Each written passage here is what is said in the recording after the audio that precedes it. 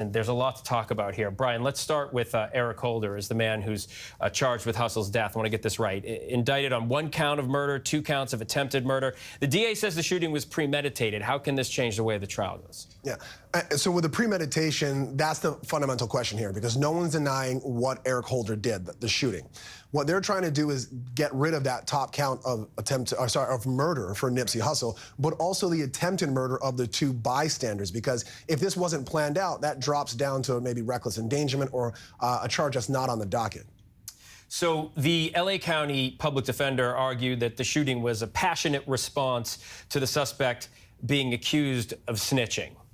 Okay, but how important is the gang culture in that area for both sides to describe?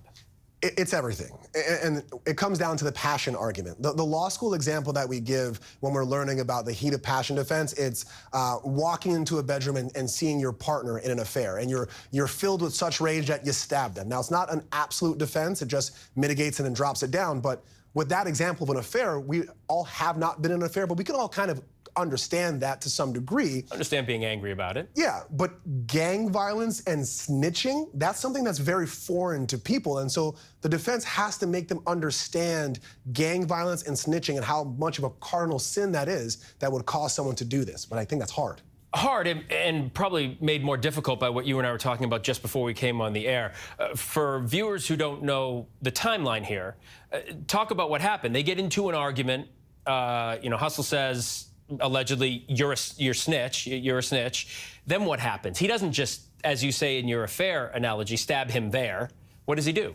No, so supposedly he came to this location where Nipsey Hussle has this clothing line store, right? Has this conversation, rumor about being a snitch, and he's in a car with a woman and drives away. He goes and he eats chili fries in like the back parking lot. Now, most people would think, hey, you have some chili fries, you calm down, that's the end of the day, as we were talking about earlier.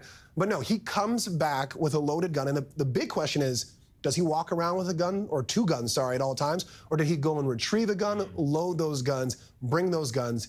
And then he's accused of shooting at Nipsey Hussle and also striking 2 others, kind of ducking for a little protection, shooting again, then coming back and shooting again and kicking him in the head twice. Now, after he's been shot and lying on the ground.